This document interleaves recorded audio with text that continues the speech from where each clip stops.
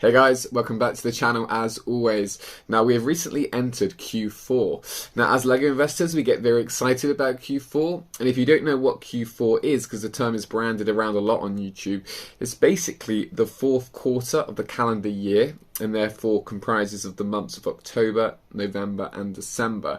And we really like this. This is where we get excited because it's a time of year, it's Christmas, it's where you get an excess amount of people spending an excess amount of money on an excess amount of gifts, and we want our LEGO sets to be those gifts. And it is for this reason why Q4 is so exciting. Now don't get me wrong, you will sell LEGO sets throughout the other 3 quarters of the year, but it is just non-comparable to the volume of sets that you will sell during Q4. It's a time of the year where we really offload our inventory, we make our returns, we make our profits. So this is why it's exciting. Now, throughout my own experiences, I've learned that you really have to approach and prepare for Q4 in the right way to make it as successful and as profitable as possible. So this video is just going to document some of my own experiences, some of the tips and tricks that I've learned to basically not be encumbered by restrictions or to have any oversight. So if you're interested in trying to find out how your Q4 can be as successful and as efficient as possible, then I hope you enjoy the tips I share in this video. But let's get stuck in.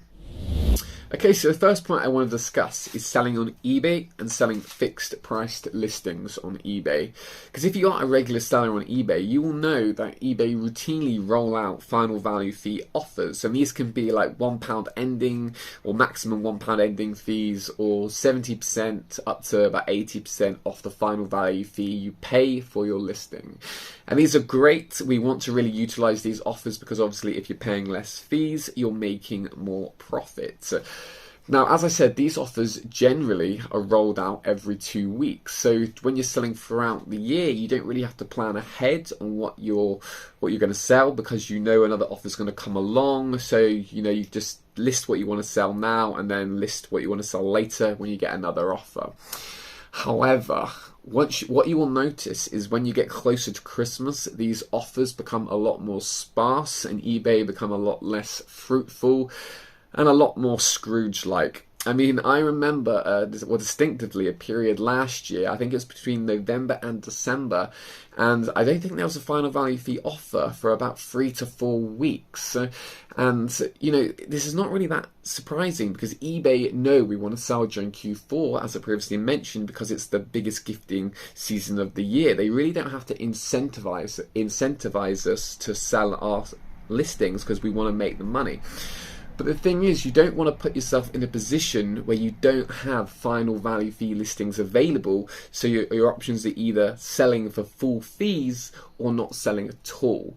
So how can we avoid this?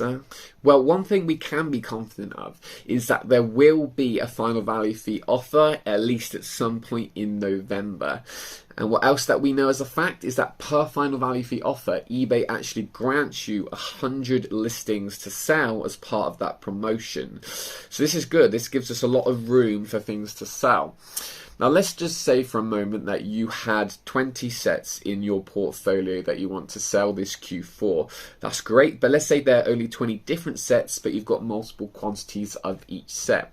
So let's say eBay rolled out a final value fee offer on November 15th. You think, yes, we're in Q4, I want to sell my 20 sets. Say you listed those 20 sets. They're great. Let's say the final value fee offer period now ends, and then as soon as it ends, you now sell one of the 20 sets you've listed. Now that is great. You have now made a sale, and hopefully you've made yourself a bit of tidy sum, a bit of money, which is good. But the thing is, if you then want to sell another one of those sets from your portfolio, you then actually have one of the options of A, just selling it and paying the full fee, or not selling it and waiting for the next final value fee promotion, which, as I mentioned previously, during Q4, during Christmas, you don't actually know when that's going to arrive. So, as I mentioned previously, per final value fee promotion, eBay grants you 100 listings and 100 listings that you are covered under that promotion. So 100 listings you can list and not pay the full fee. So what you want to do is, let's say looking back again on November 15th, is list up those 20 sets you want to sell, but also list up 80 placeholder listings. Now these can just be listings that you just put a generic title of Lego, a generic photo of the Lego logo, just don't really put anything in the description, and basically put it at a price that no one's going to pay for it, because they're not actually buying anything, you're not selling anything. All you're essentially doing is reserving a final value fee listing for when you want to list something else from your portfolio. So I'll just put that on screen now, or I'd put it on screen during that discussion of what these placeholder listings look like. Now, these can work really well because these final value fee listings actually last for 30 days. So they will keep you covered that if eBay are again Scrooge-like and don't decide to release a final value fee offer period regularly during Christmas because they know we want to sell our things anyway, this keeps you covered. So if you do list, let's say, a Boba Fett helmet up on November 15th, it sells, great, but let's say it sells on November 18th once we've moved past the final value fee offer period, and if you didn't have a placeholder listing, you would then either have two options of waiting for a final value fee offer to come up again from eBay, or selling it for the maximum fee. But if you utilized those 100 fixed price listings that eBay lets you have as per each promotion, you can now edit one of those placeholder listings, and hey presto, you've now got another final value fee reduced final value fee promotional listing for your next set that you've listed. So obviously that can be a bit confusing, so I hope I got my point across, but I've really empower you to do this. You really utilize every single listing you're allowed, the full 100 if you've obviously got that many sets to sell, because during Christmas you can never guarantee when you're going to get another final value fee offer, and you don't want to pay max fees. So I really recommend you do that and follow that advice. Okay, so let's move on to tip number 2. Now, tip number 2 is basically going back to the basics, but it's what you need to do to ensure that you can sell all your Lego sets efficiently and quickly. And that is preparing appropriately, making sure you have enough packaging resources to post your Lego sets. So this could be anything from just making sure you accrue a large volume of boxes. Now, I'll show you on screen now my collection that I'm quite blessed to have a large garage where I can just store them in size order.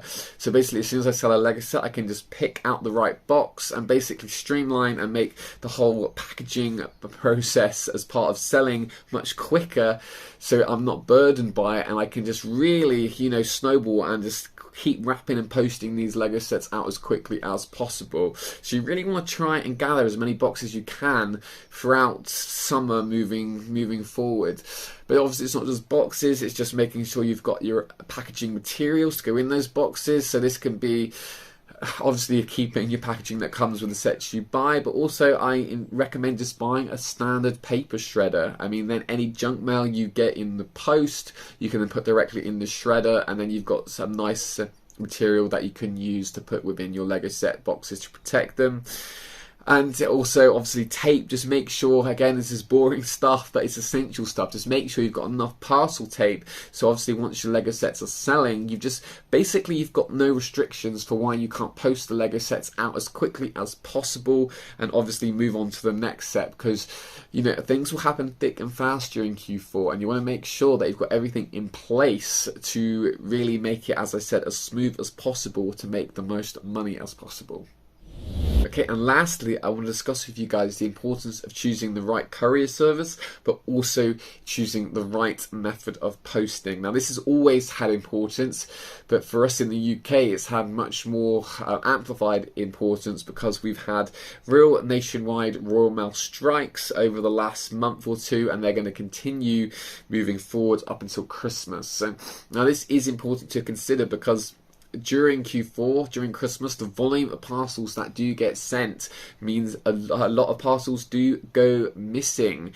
And I can only see that being increased this year with the strikes. There's going to be a lot of parcels, if you choose to post your items out via Royal Mail in the UK, just sat around in local post offices for a long duration of time while these postal strikes are going on. They're going to be left in these post offices, left in warehouses, left in sorting offices, and essentially I predict a lot more parcels this year are going to go missing. So I really just want to stress the importance of making sure that you send everything tracked. Every Lego set, make sure you send it tracked.